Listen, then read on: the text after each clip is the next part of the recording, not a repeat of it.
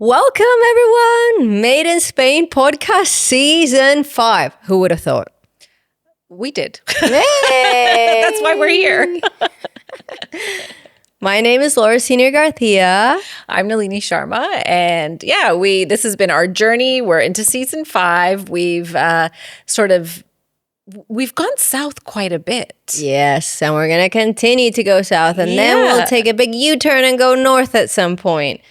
This country has a lot to offer. Oh my gosh. And we're just scratching the surface. We're going to start today with the town of Cadiz. So we have today's episode is Cadiz and the art of flamenco. Okay. And that's going to be very interesting. So please stay with us on this journey south. Stay with us on the journey south. And I would like to say, if you don't follow us already, if you happen to land on this season 5, episode 1 by some magical way and you haven't heard the other seasons, I think you're going to have a lot of interesting episodes to listen to. You can start here. You know, there's no beginning or end. But at the same time, I think you're going to be really interested to listen to some of our earlier episodes on different parts of Spain. So please, please, please, if you don't follow us already, hit follow, subscribe. All the things that you know to do if you're a podcast follower. It makes a tremendous difference to what we can do with this project. Also, if you can recommend us to other people, if you like the podcast. Yeah, please do. If you'd like to leave a rating, we very, very much appreciate it. Absolutely. All right, let's get into our trip to Cadiz. It is, I will say, from where we are, which is close to Alicante. If you understand just the basic geography of Spain, we are in the southwest and you have to go, we're in the southeast and you have to go to the southwest, which common sense would dictate that you could fly directly from Alicante to Seville and then trek from there. However, that is not the case. You have to fly train, either to Madrid or Barcelona or Valencia and then fly back.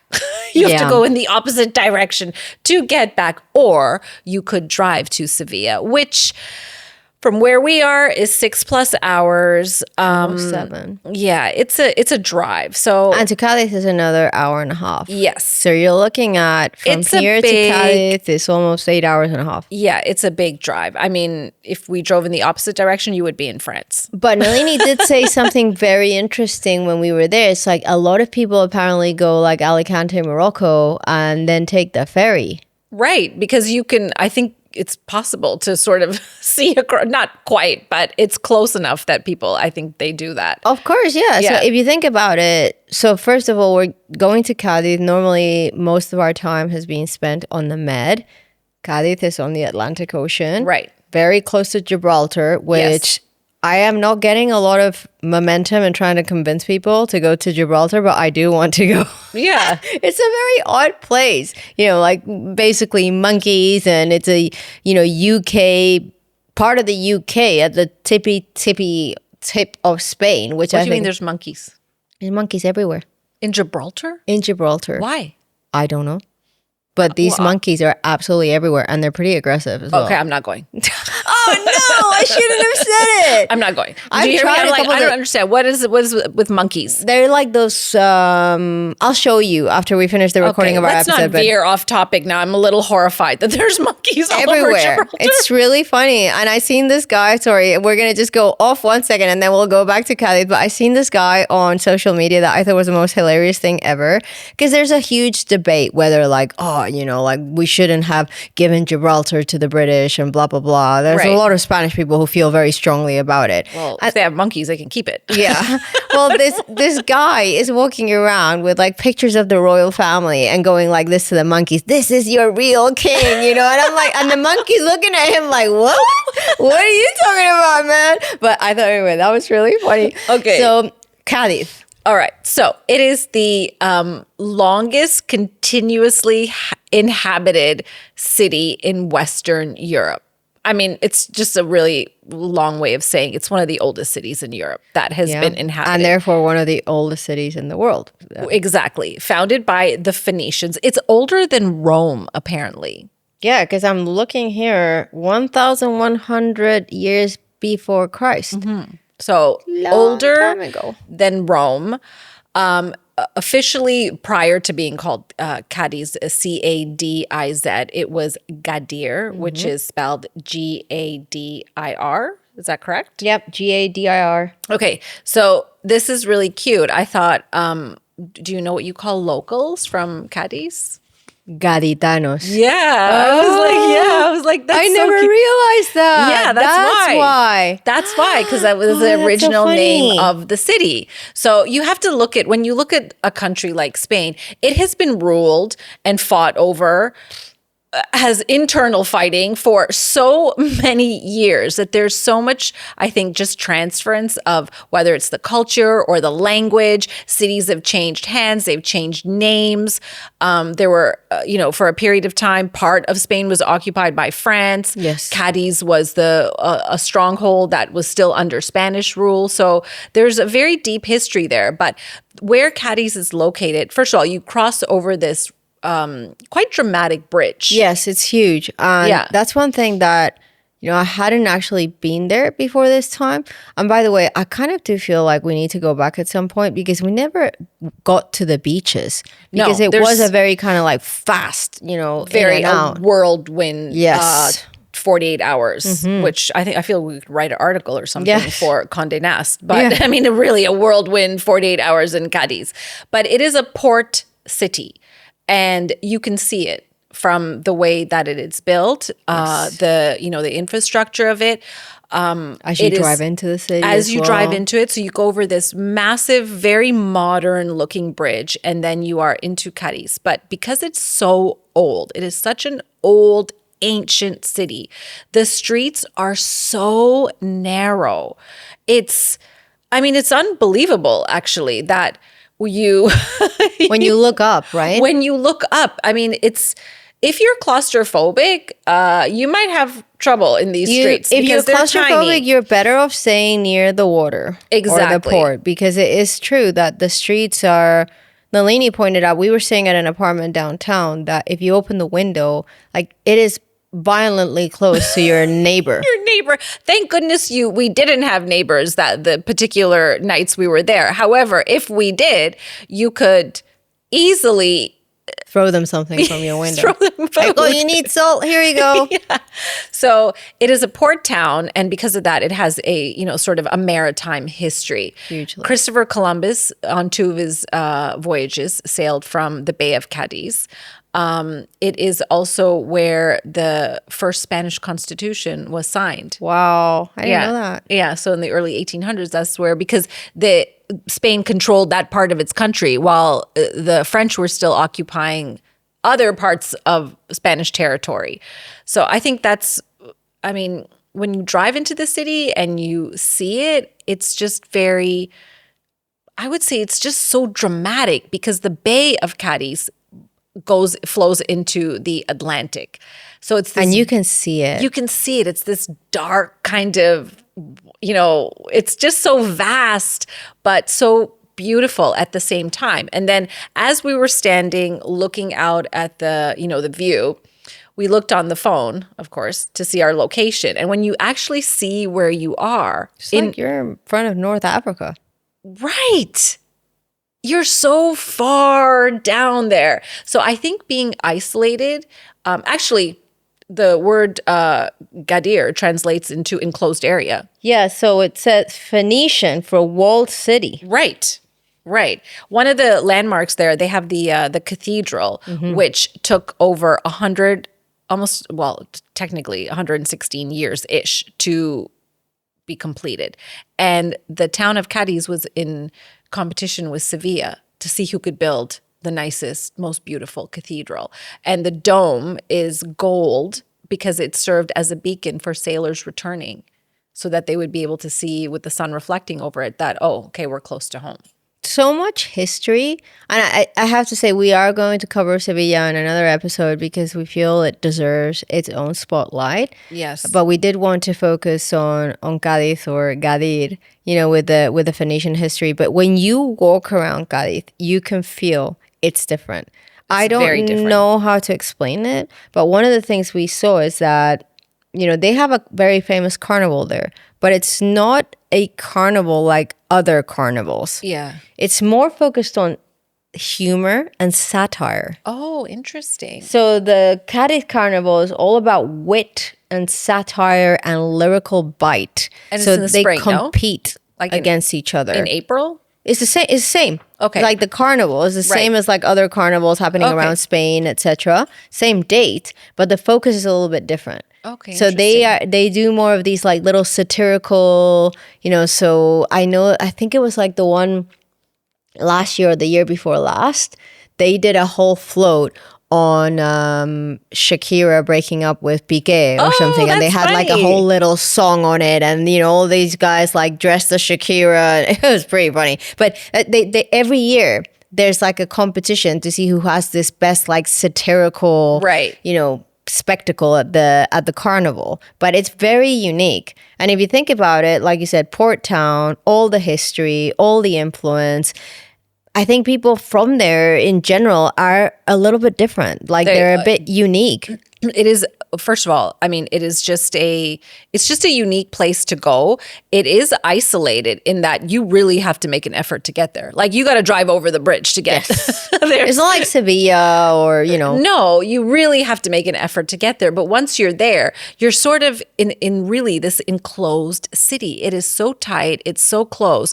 But I also feel that everybody must know everybody. It would be impossible not to. Also, In that old town area. the driving is not for the faint of hearted, because if you're driving a car in those streets, and by the way, people somehow do, they manage to, We did. Yeah, but I mean, like some of these turns, are like, I think you have to kind of be a little bit used to it, you could say. Yeah, and brave. Yeah. Brave, because it's a forward, back, just to make a right turn. So I think one of the things that actually really stood out to us as we drove into the city that's worth mentioning is the amount of people with big fishing rods. Yes. Who were basically, imagine like where you walk the promenade near a beach or something. Right. Or near the port. And you have just someone just standing there with a massive fishing rod, almost looks like a professional fishing rod. I'm pretty sure they're catching big Tuna. fish. Yeah. So tuna is like It's like a religion there. yes. Everything to do with like tuna tartare, the red tuna, that really high quality, lovely, Actually delicious. delicious red tuna. So I think a lot of people were just fishing. It's like, oh, you finish work and it's like, oh, I'm going to go check if I can fish for a tuna. Because I mean, people hear fish, but it's almost like a joke when you see like the little rods and stuff. No, there it's the like med. It's a different story. Yeah, they're getting Atlantic cold water fish. So and you can see, we saw a guy, we didn't see what he had, but we was saw struggling. his rod, and it's like, I was like, oh, that must be a big one that he got. He was struggling. You could see it for sure. We just had a lot to sort of walk around, see, and do. But I would say Cadiz is you can spend definitely a long weekend there if you're traveling. But again, if you're going beach, because they Right. do have like, in the 50s, they used to talk about, the best beaches in Spain. Again, it's a different kind of beach. Right. For those who like the beach, it is a very different kind of beach because it's not, obviously the water's cooler. Right. The beaches are more like wild, like sand dunes. There's a lot sure of there's surfing, and even sand dune surfing. It's a different story. You're not talking about like the beaches in the Costa Blanca, which is more, you're kind of like, the water is so calm that it's almost like you're sitting next to a lake. Yeah. So it's very, very different. So I would definitely say if you're one of these, kind of more beach person, you're looking more at a week's trip than a weekend. And then also there's some great golf down there. So for people who want to go golfing, some of the best golf courses in the country are around that. While Cadiz was, quite a successful over time, the history of the city was very successful, had a lot of money, a port town. Anytime that you have access to open water, a city is typically going to have a lot of money. But what happened is that when Spain started to lose its colonies in South America, the city started to lose its trade, and then had a slow decline. And apparently there was a huge explosion, I think in the late 40s, at an ammunition. No way. Yeah, because again, a port city, they had military bases there, and the explosion and the fires and the ensuing damage from that really had hurt the city. Huge impact on the city. And then when you look at where it is isolated. So you just think from a common sense perspective, you really have to make a point to get there and to be there. But it seems to be doing, I think, well, now there are quite, few tourists, and they have now the massive cruise ships that I don't know if they dock there or they make a stop there, but we saw several. I think they do dock there. Yeah. So, and they make stops there as well. Yes. So before we went on this trip, I wanted to do something to surprise Nalini and our travel partners, which were her son, Ertin, and my husband, Jeff. And I wanted to do something that would be memorable. And one of the things that comes to mind for someone who's not from the South, when we think about the South, is flamenco. Right. So what's interesting is that a lot of people think of flamenco and they think of Spain. They just think, oh, Spain, flamenco, sangria, all this kind of stuff. But actually, for us, I think, if you think of flamenco, if you're from this area, you think South. You think, Seville, Granada, Cadiz, all of that. It's from the South. It's from the South. At least here, yes, you have the people in Barcelona and the rumberos and all that. You have that. But if you think of like pure flamenco, you're thinking South. Right. So I thought, okay, try and do something that didn't feel touristy. Because I hate to say it, but it is true that there are a lot of really interesting tablao flamenco in Madrid, but they do feel very touristy. Right. Like when you go there, it feels like very, very touristy. Like it's a little show that's put on just for tourists. And it's a shame because you want to conserve, of course you want the tourism and you want people coming to visit, but you want to conserve some of the tradition. And kind of like when we talked about the Royal Equestrian School, yes, we were all tourists there, but there was still an essence of tradition that I think made it very unique instead of it feeling like it was turned into a tourist destination. That makes sense? Exactly. I said after we saw the show, I said, I don't need to see another flamenco show. Like, in fact, if I was out somewhere and somebody, I would just say, no, I'm not going. Yeah. I don't need to. I've seen it. I don't need to see it again. Not that I don't appreciate, obviously the art, the craft, etc. But what we saw cannot be topped as far as I'm concerned. In terms of tradition, obviously you could get much bigger, more famous, all of that. But in terms of, like if you were to say go to one of the tablao flamencos in one of the tourist spots it's going to feel very different. Yeah. So just by chance, because sometimes I do think, luck is on our side or whatever you want to call it. I was doing some research when we were going to go down there and I found this place called La Cueva del Pájaro Azul. Okay. So the cave of the blue bird. Right. We wrote to them, we got tickets and then... Which we paid for, by the way. 100%. Yeah. So again, we're not being sponsored or anything like that. But after the show, Germán, shout out to Germán, who is very passionate about what he does, said if you want to sit back and, kind of ask some questions, I'll be happy to answer them. But before I get into the history of La Cueva del Pájaro Azul and a little bit of flamenco, as a non-Spanish person sitting there watching that show, what went through your mind? First of all, I thought we were just like super lucky. And I sent her a message on Saturday or something. Yeah. I said, we might be like have some kind of vision impairment because of all the things that we saw in a 24-hour period of time that you almost can't digest it. You're seeing the best of the best in, with the horses. And now you're seeing the best experience you could possibly have to watch flamenco, all within a space of 4 hours of each other. Which is crazy. Like in the morning, we were watching horses dance. And in the evening, we were watching flamenco. And again, you think, okay, where is this going to be? Maybe a little theater or... Because it was... so the specific, right? We have a cave thing going on. Yeah. It wasn't a cave. It wasn't a cave. It's a cave. When you think of like caves, and I fully get where Nerlene is coming from, I would have never thought this cave was like downtown.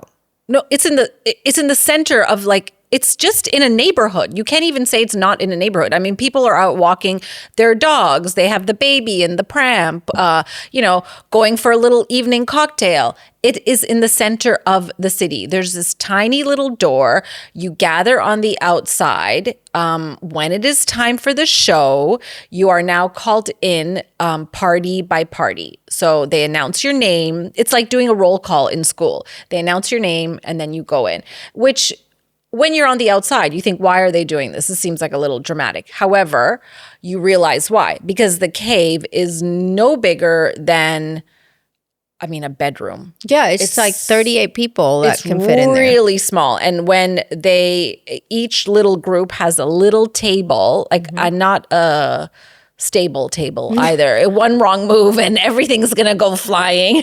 So you've got each little group has their own little table and you have to really squeeze in. And then you're there. There's no, I need to go to the bathroom or, goodness, if you had a coughing fit or something, I don't know what would, if somebody had a coughing fit, but you're stuck there. Yeah, it's definitely worth being aware of because there is no phone reception. No phone reception. You're not allowed to take pictures during the show. Which again, fully understandable. And also it's worth understanding that you are going to something that has a little bit of, I don't know how to describe it, but there needs to be a level of respect. 100%. And then when the singer, she came out, the musician, the guitarist, and then the dancers, they came out. We were put right in front of the little stage. But when I say in front, we might as well have been sitting on the stage. That is how close they are to you. They are right next to you. And it is super intense. You go from standing outside, shuffling down the cave stairs, shuffling inside your little table. You have a bottle of manzanilla that, you can kind of dive. You drink the whole bottle. Let's some serrano ham, some picos, which I have to say that's pretty funny because they are like the crunchiest thing in the world and you're being asked to stay quiet. So it's kind of interesting watching people going like is trying to eat these little, crunchy biscuits is the best way to describe it, but super loud on top of everything else. Those are the snacks that come with your ticket price.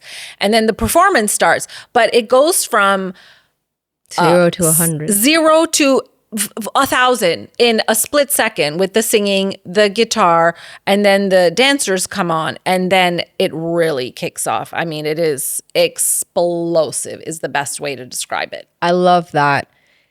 What I mentioned to Nalini is in an age of artificial intelligence and everything tech, here we are sitting in this cave, which is multiple thousands years old, and I'll just speak about some of the facts of the cave in a moment here. With no microphones. No microphones. No speakers. Nothing. No nothing. These 4 artists, 1 guitar, her voice, the clapping, and the lady and the man dancing with the sound of their shoes against a tablao flamenco, which was literally a piece of wood. Right. That's it. For an hour. So it's very pure. Very pure, very raw, and guttural, Very much so. You cannot not be moved. And no. Actually, something that my husband said I thought it was quite, well described is it's almost like religious, but it's not. It's like somehow there isn't a religious part to it, but it feels like something like religious because it is so deep. Right. And it's also, I don't know, I think on some level maybe a bit spiritual. Yeah. I think that's the right way to describe it. It's spiritual in a way because the emotion that they're putting into it and who would want to do that job? And it's not a job. You know what I mean? It's like a calling. It's like you have to do that. That's like in you. And every time you get on that stage or the singing or the guitar, it's just something that's in you that you have to express. Exactly. So, I think they call it duende. Okay. Like el duende. When you have it or you don't. Yes. Because yes, you can learn. Yeah. you can learn to do flamenco, you can learn to do the dancing, you can learn to do these things, but it's not, I don't know how to describe it. I don't think the overall, what you can put across, I'm not sure you can learn that. You cannot. It's impossible. And also you would not be able to do it in that confined space. I mean, you might as well have had a private performance in your bathroom. Like that's how tight, that's how small it is. Like it's really small. You're packed in there. But that is honestly one of the really most interesting things I think that we've experienced. We've gone to a lot of things. We've seen a lot of things. We've had a lot of laughs. But that was this is special. something on in a different realm. Yeah. You know? I agree. You got the gentleman who was super kind, super nice. He asked after if we wanted to stay back and ask a few questions. And I said to Laura, why don't you, he spoke no English. And I said, okay. So I listened to a few answers and then I kind of quietly walked. Skedaddled. Yeah, skedaddled because he was really not taking a breath. Went outside. My son was downstairs with you. I went outside with your husband. We were standing there talking. And I said, do you think you could call Laura and pretend that we want to leave, you know, because it's 10:30 or 10:45. Jeff says, there's no phone reception down there. And he goes, maybe I should go in and check. And I go, okay, fine. He goes in and checks. After the last set of people came out, which is a good now half an hour after the show's finished, the last set of people have come out. He goes in and the lady closes the door on me. So now I'm standing in this little back alley in Cadiz. A town that I don't know anybody. I'm clearly a foreigner. And I thought, oh, this is great. So I'm trying to call my son. I think, this is not a good idea. This is where things can go badly very quickly. Thankfully, my son came out and then your husband was still stuck in there. Well, the big thing, so I want to say I could have stayed for 2 hours. He was giving you a history lesson. But not just that, the place is unreal. Yeah. So if you don't mind, I'm going to take a minute to just share a few things. So the cave itself, which is La Cueva del Pájaro Azul, is underneath the Barrio del Pópulo. And it is Phoenician. It is from the shipyard. And they think it's about 2,300 years old, at least. Like everything in the town. Yeah. So archaeologists found the remains of the Penteconteras, which is a 25-meter warships that were carved directly into the stone dogs. So the Phoenicians were building these ships, and you can actually see the shape of the cave is in the shape of one of these ships. So they would build them, and it's kind of like, a little bit on a slant, because then they would just use momentum to push the ships out. And I'm talking like big Phoenician, warships. Wow. Which is crazy. So then in terms of the connection with the flamenco and why they call that place the oldest tablao flamenco in Spain, so probably means in the world, is that they were, ancient dancers, and they were poets that captured about these ancient dancers that were called the Gaditanae, sorry. And these are Cadiz dancers who played castanet-like crotalos and performed sensual rhythmic dances for soldiers and nobles. Okay. Go figure what they were doing. Yeah. But, again, it's a port. There's a lot of mariners and women are performing, sexy dancers trying to get the attention of men. Okay. So then these ancient dancers are considered what are called the proto-flamenco performers. So before flamenco, and it blended African, Phoenician, Iberian rhythms before the word flamenco actually existed. So that's where they think that the flamenco comes from. So they were these women dancing from Cadiz. So the cave is called the Blue Bird Cave because that was the name of a very, very famous smuggler from that time. All right. And those caves, after thousands of years after they were used for the original purpose by the Phoenicians, they were then used for the smuggling of mainly tobacco and anything that they wanted to get into the city that they didn't want to be taxed on. Okay. So that's where the kind of bluebird comes from. And the other thing that I think is just, we could have a whole episode on the cave, so I'm not going to go that far into the detail, but I think it's pretty interesting that when it comes to the actual discovery of the cave, etc. Again, we go back to the sherry, right?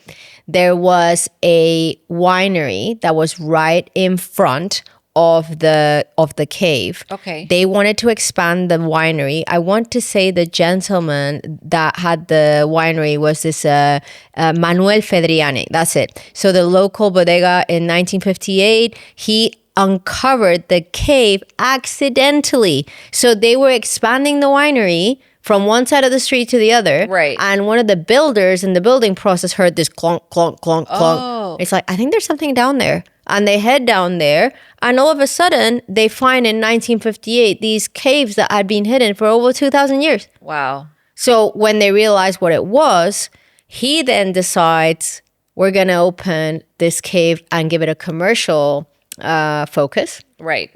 And then officially, this is very, very cool because the area before was not in a nice part of town.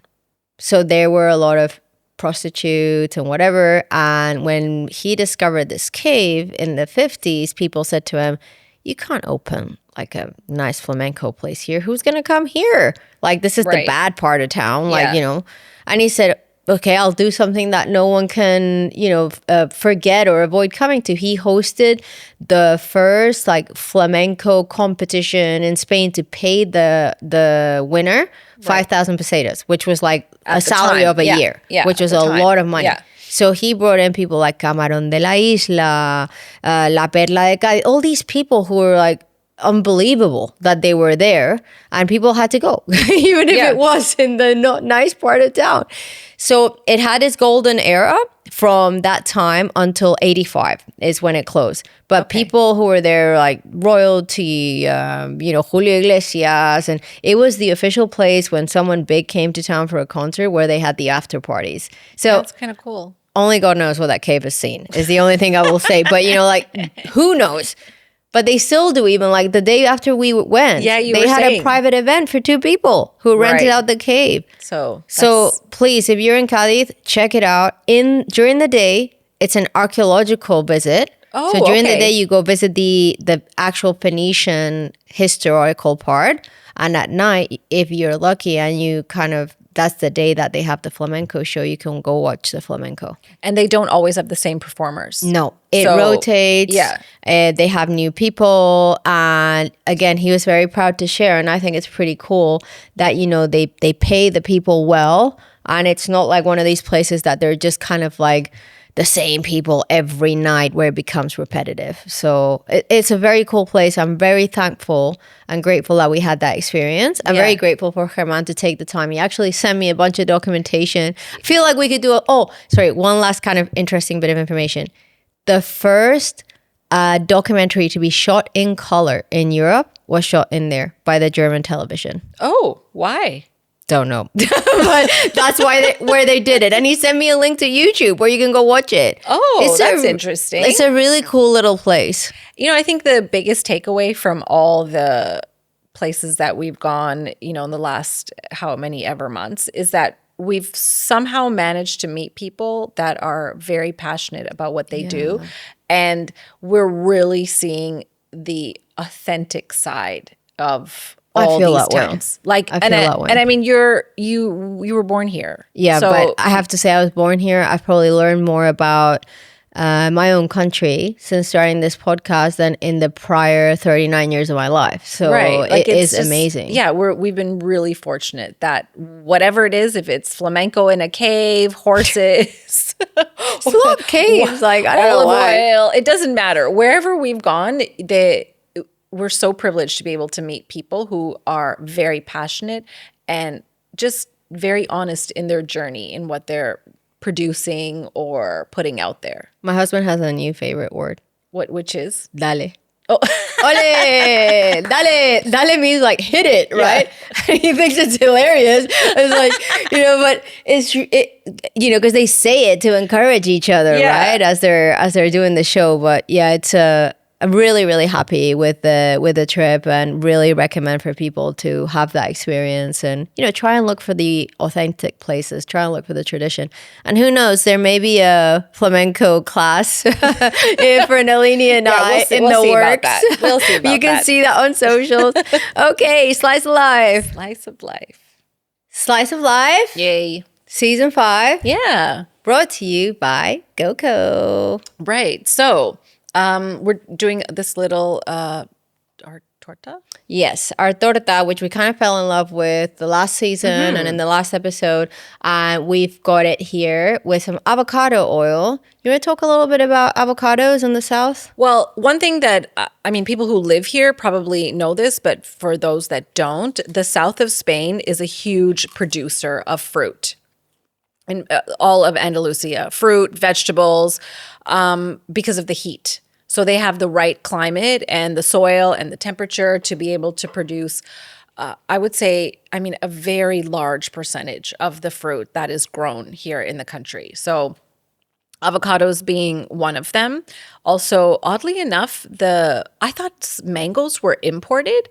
I thought so too. But no, you're right. Because now they started to show up with these Mercadona mangoes that are from Spain. Yes, and from Andalusia. So because it's warm enough for it to grow there, and mango's a tropical fruit.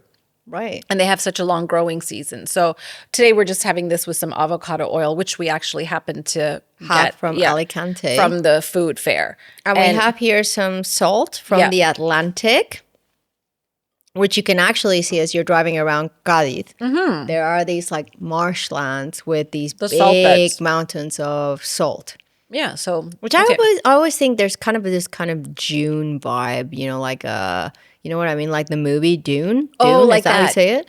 Yeah, yeah. And I don't know. It's always when you see the marshlands and you see the salt mountains, right? I always find it just something like very unique. Okay, so we went from. You guys had a day in Seville. Mm-hmm. We met you guys there. We didn't have time to stay, so we're keeping Seville in our back pocket for a completely separate trip. We did that.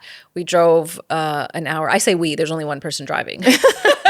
So like we're all driving. Yeah, we're all at the same time. Your husband Jeff is doing the driving and the parking and the navigating the small streets. So thank you to Jeff. Thank you, Jeff. So we drove to Cadiz and then checked in.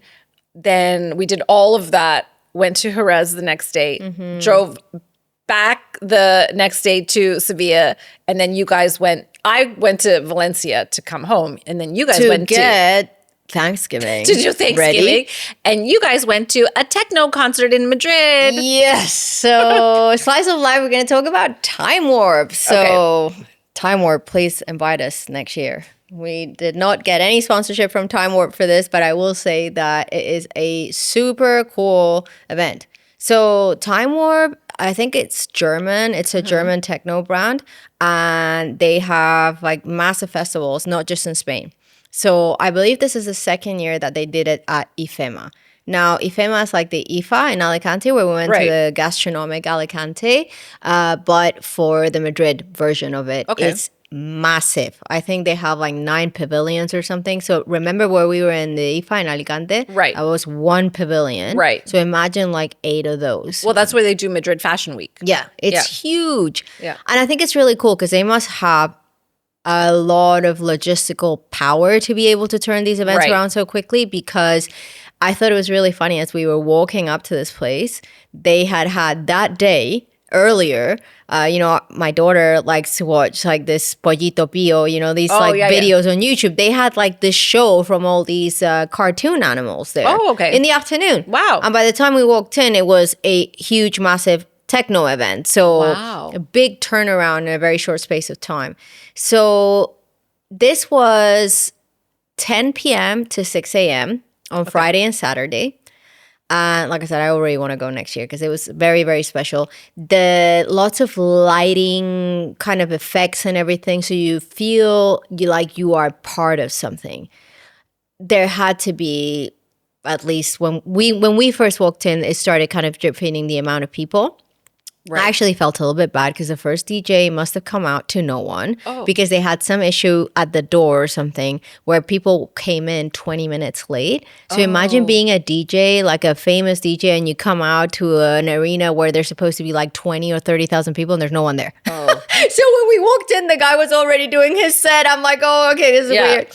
But let's just say that the collection of people was very eclectic. We saw a guy dressed like Batman, like full-on Batman gear. Wow. We seen a guy in a kimono with sunglasses. So it's very interesting.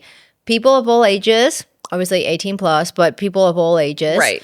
And very, very well set up. And that's the one thing, I think if you're going to like a big kind of music event in Spain, one thing you can count on is that they do a lot of these through the year. It's usually pretty well organized. And, you know, yes, if you're going to a concert of someone famous, expect that sometimes it's going to be late.